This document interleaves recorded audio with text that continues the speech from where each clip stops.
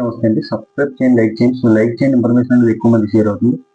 ఏదైతే మొలకల చెరువులో నకిలీ లిక్కర్ ఫ్యాక్టరీ లాంటిది ఒకటి బయటపడిందో, సో దాన్ని మొదట్లో పెద్దిరెడ్డి రామచంద్రారెడ్డి గారి కోవర్ట్లు టీడీపీలో ఉన్నారు. సో వాళ్ళకి టికెట్ ఇవ్వడం జరిగింది. వాళ్ళే ఇలా చేశారు అని చెప్పేసి కొంత ప్రచారం చేయడం జరిగింది. సో దీంట్లో ప్రధాన సూత్రధారైనటువంటి జనార్దన్ రావు ఎవరైతే ఉన్నారో, సో ఆయన ఈ నకిలీ లిక్కర్ పట్టుబడినప్పుడు ఆయన విదేశాల్లో ఉన్నారు. సో విదేశాల్లో ఉన్నప్పుడు ఆయన ఫోన్ పోయిందని, సో ఆయన రాగానే పోలీసులు ఎయిర్పోర్ట్లో అతను అరెస్ట్ చేసి తీసుకెళ్ళడం జరిగింది. సో ఆ రెండో రోజే వీడియో రిలీజ్ చేస్తూ మాజీ మంత్రి జోగి రమేష్ గారు చేయమంటే మేము చేసాం, సో ఆయన నాకు 3 కోట్లు ఇస్తా అన్నాడు. సో మేము ఎలా చేస్తే ఏంటంటే కూటమి ప్రభుత్వానికి అలాగే చంద్రబాబు నాయుడు గారికి చెడ్డ పేరు తీసుకురావాలని చెప్పేసి జోగి రమేష్ గారు నాకు జాతీయ దాంతో చూపించారని చెప్పేసి ఆయన వీడియో రిలీజ్ చేయడం జరిగింది. సో ఆ మల్లాడు 2 రోజుల క్రితం ఏదైతే ఆ వాట్సాప్ షాట్ని తీసుకొచ్చి ఆయన సోషల్ మీడియాలో కొంచెం అడౌట్ చేయడం జరిగింది. సో ఫోన్ పోయినటువంటి ఆయన మరి ఈ విధంగా మరి వీడియో చాట్ అనేది ఎలా వస్తుందో ఒకసారి ఆలోచించాలి. సో ఆయన ఎట్టకేలకైతే జోగి రమేష్ గారు ఆయన విజయవాడ కనకదుర్గమ్మ గుడికి వెళ్ళి నేను దైవ సాక్షిగా ప్రమాణం చేస్తా ఉన్నాను, ఈ నకిలీ లిక్కర్కి నాకు ఎటువంటి సంబంధం లేదని చెప్పేసి వాళ్ళ కుటుంబ సమేతంగా వెళ్ళి హారతి పట్టుకొని ఆయన ప్రమాణం చేయడం జరిగింది. సో ఈరోజు ఏంటంటే మరి ఆయన ఏదైతే ఆయన మీద వచ్చినటువంటి అభియోగం ఉందో ఆయన దైవసాక్షిగా ప్రమాణం చేయడం జరిగింది. సో అలాగే ఆయన మీద చేసినటువంటి ఈ ఆరోపణలకి వాళ్ళు కూడా మరి దైవసాక్షిగా ప్రమాణం చేస్తారో లేదో మనకు తెలియదు. సో దీంట్లో మనం ఆలోచించాల్సిన విషయం ఏంటంటే ఇటు తెలుగుదేశం పార్టీకి కూటమి ప్రభుత్వానికి నకిలీ లిక్కర్ అనేది ఒక మాయను మచ్చగానే మిగిలిపోయేలా కనపడుతోంది. సో దీన్ని అటు తిప్పి వైసీపీకి ఆపాదించే ప్రయత్నం చేసినా సరే అది ఎట్టకేలకైతే ప్రజల్లో ఫీల్ అవుతూనే వస్తుంది. సో మరి జోగి రమేష్ గారు చేయమంటేనే చేసామని చెప్పినటువంటి జనార్దన్ గారు, సో అలాగే పోలీసులు వీళ్ళందరూ కూడా మరి జోగి రమేష్ గారిని ఈ రోజు వరకు కూడా మరి ఎందుకు అరెస్ట్ చేయలేదు? సో మరి ఆడియో వాట్సాప్ చాట్ ఉందన్నారు, గూగుల్ డ్రైవ్ ఉందన్నారు, అదన్నారు ఇదన్నారు.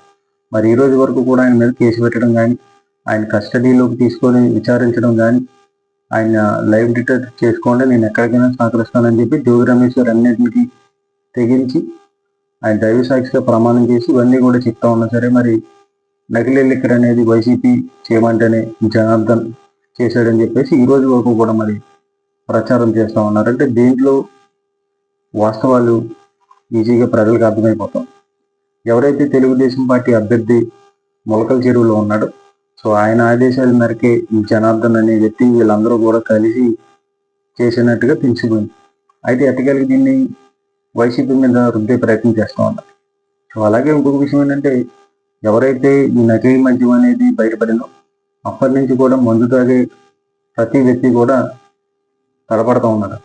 అసలు మనం తాగుతుంది మంచి మద్యమా, అసలు ఇది కల్తీగా కాదని చెప్పేసి అలవాటైన వాళ్ళు కూడా బాగా ఆలోచించి తాగే పరిస్థితి వస్తాం. సో మన సజెషన్ ఏంటంటే ఇప్పుడున్నటువంటి పరిస్థితుల్లో మందు మానేసి మంచిగా ఉండడం అనేది మంచిది. ఎందుకంటే ఇప్పుడు బెల్ట్ ఎక్కడ పడితే అక్కడ విచ్చలవిడిగా దొరుకుతూ ఉంది, డోర్ కొడుతూ ఉంటే కింద నుంచి బెల్ట్ ఇస్తూ ఉన్నారు. అలాగే బోర్ షాపులు కూడా ఎక్కువైపోయి ఏది నాణ్యమైన మద్యం, ఏది కల్తీ మద్యం అనేది చంద్రబాబు నాయుడు గారి ఒక జ్ఞాపకం తీసుకురావడం కూడా జరిగిందంటే ఏ విధంగా నకిలీ మద్యం అనేది మార్కెట్లో ఉందో ఒకసారి ఎవరైతే మద్యం ప్రియులు ఉంటారో వాళ్ళు ఆలోచించారు. సో అలాగే ఏంటంటే పవన్ కళ్యాణ్ గారు ఒకనొక టైంలో జగన్మోహన్ రెడ్డి గారిని ఉద్దేశించి ఆయన మాట్లాడినటువంటి మాటలు ఏంటంటే మద్యపాన ప్రియుల కొడుకు కొట్టావు జగన్మోహన్ రెడ్డి అని ఆయన మాట్లాడటం జరిగింది.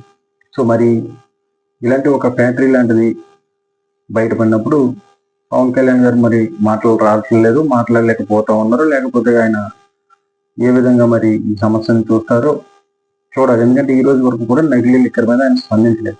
సో నకిలీ లిక్కర్ ఎవరైనా తయారు చేస్తే వాళ్ళు తాట చేస్తాం, తోలు చేస్తామని పవన్ కళ్యాణ్ గారు కూడా మరి ఈ రోజు వరకు మాట్లాడలేదు. ఎందుకంటే ఇటు ఎటు చూసినా సరే ఆల్రెడీ నిందితులు దొరికారు. సో దాన్ని తిప్పి వైసీపీకి ఆపాదిద్దాం అని చెప్పేసి వాళ్ళు ఎన్ని ప్రయత్నం చేసినా సరే అది ప్రజల్లో అయితే ఫీల్ అవుతా ఉంది. జగన్మోహన్ రెడ్డి గారు కూడా మన ప్రెస్ మీట్ పెట్టి జోగి రమేష్ గారు 2 ఫోన్లు ఇలా చూపించినా సరే ఆయన ఫోన్ తీసుకొని మీరు చెక్ చేసుకోండి అని చెప్పి జోగి రమేష్ గారు చెప్పారు.